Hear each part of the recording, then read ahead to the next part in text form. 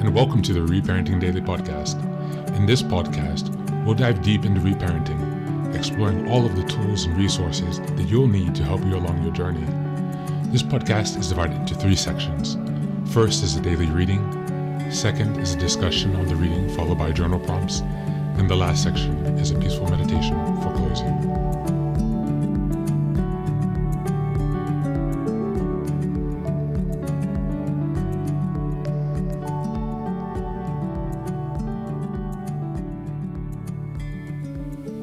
Yo. Welcome back to another day of Reparenting Daily. Thank you for being here. I much appreciated, as always.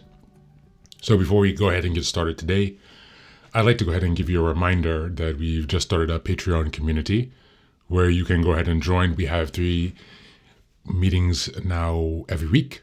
These are meetings via Zoom. On Sunday, we have a meditation meeting where we're doing our group meditation together. And on Tuesday, we're doing a book club meeting. We're going to be going through different books and things to make progress on our way towards reparenting. And on Thursday, we also have a open topic discussion meeting where we meet just to chit chat and to share progress updates on our reparenting journey. So you can go ahead and check out my website, go to the community tab, and you'll find all the details about joining the community, what you get with that, as well as the cost of that for joining our Patreon. So be sure to check that out. However, if you're not ready to join the Patreon community, there are many other ways you can support the podcast and the project overall. The number one is being if you give us a like, share, subscribe. It would really help us to spread the word and to get ranked. So if you could give us a 5-star review on Apple and Spotify podcasts, that would be greatly appreciated. Actually, whoever gives us a 5-star review on Apple and Spotify, I'll also be doing a drawing each month, and that person will be getting 1 month free access to the Patreon support community. So please go ahead and give us a 5-star review, and I'll be letting you know at the end of the month who is the winner from each of those. You can also give us a comment, share, subscribe, and would just really help us to spread the word for the podcast. And apart from that, I would like to note that if you're new here, we have 3 podcasts. So this Reparenting Daily podcast, there's also Meditations for Reparenting Daily, as well as Lessons for Reparenting Daily. These podcasts can all be found from our website, so go ahead and check that out on the podcast tab. And if you want to support us, there are also ways you can support the podcast other than sharing and joining the Patreon if you go to the website and check out the support tab. Again, this is a free program. I'm driven and motivated by my desire to really help people improve their lives and save time. So while your financial support is also greatly appreciated, I appreciate any other support you can feel free to give the podcast. It means a lot, and it gives me a sense of belonging, a sense of support, and hopefully I can give you back in terms of lessons, information, resources, and building a new community to help you along with your reparenting journey. So thanks again for that. And so today's reading is, again, the 48 Laws of Power. Today we're reading Law 26. Keep your hands clean. Judgment. You must seem a paragon of efficiency and civility. Your hands are never soiled by mistakes and nasty deeds. Maintain a spotless appearance by using others as unwitting pawns and screens to disguise your involvement. Keys to power. Occasional mistakes are inevitable. The world is just too unpredictable. People of power, however, are undone not by mistakes they make, but by the way they deal with them. Like surgeons, they must cut away the tumor with speed and finality. Excuses and apologies are much too blunt tools for this delicate operation. The powerful avoid them. By apologizing, you open up all sorts of doubt about your competence, your intentions, any other mistakes you may not have confessed. Excuses satisfy no one, and apologies make everyone uncomfortable. This mistake does not vanish with the apology. It deepens and festers. Better to cut it off instantly, distract attention from yourself, and focus attention on a convenient scapegoat before people have time to ponder your responsibility or your possible incompetence. It is often wise to choose the most innocent victim possible as a sacrificial goat. Such people will not be powerful enough to fight you, and their naive protests may be seen as protesting too much, may be seen, in other words, as a sign of guilt. Be careful, however, not to create a martyr. It is important that you remain the victim, the poor, betrayed leader by incompetence of those around you. If the scapegoat appears too weak, his punishment too cruel, you may end up the victim of your own device. Sometimes you find a more powerful scapegoat, one who will elicit less sympathy in the long run. In the veins of history, has time again shown the value of using a close associate as a scapegoat.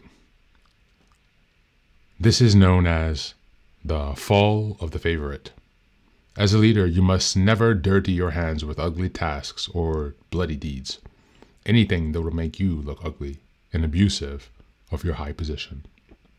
Yet power cannot survive without the constant squashing of enemies. There will always be dirty little tasks that have to be done to keep you in power. What is required is a cat's paw, someone who does the dirty, dangerous work for you. Similar to the scapegoat, the cat's paw will help you preserve your spotless reputation. Thank you, and that's the reading for today.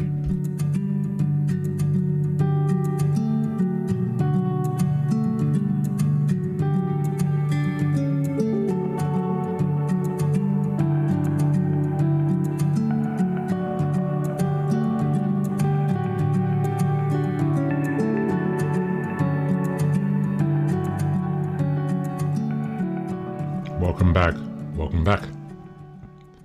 Here we look at Law 26, keep your hands clean.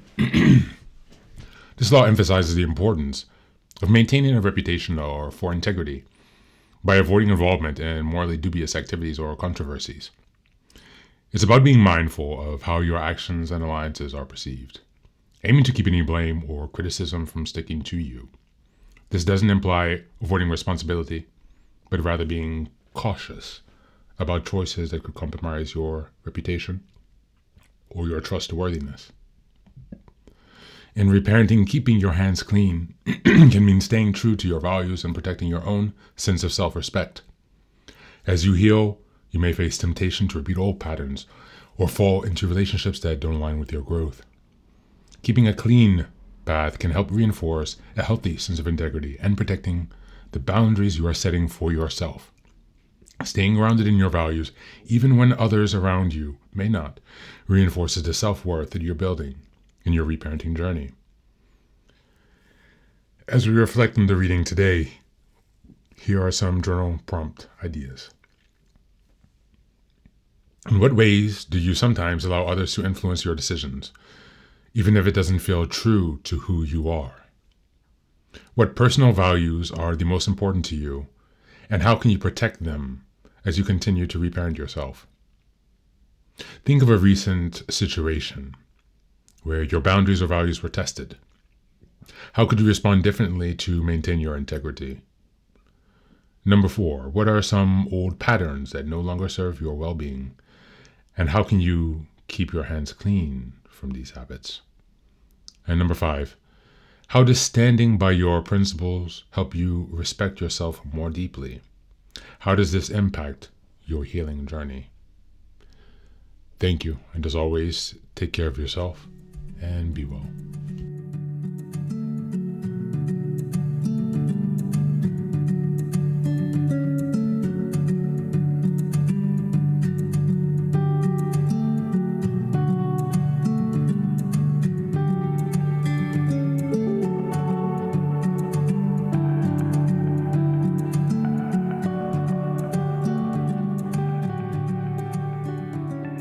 And now, let us move on to the final section, the meditation. This is an unguided meditation. I will simply provide some music and you can take some time to relax. Please feel free to choose a location and a place where you feel safe and where you can be undisturbed for the next 10 minutes. You can choose to be sitting down, standing, as you like, wherever you are most comfortable. Thank you for being here and enjoy the meditation.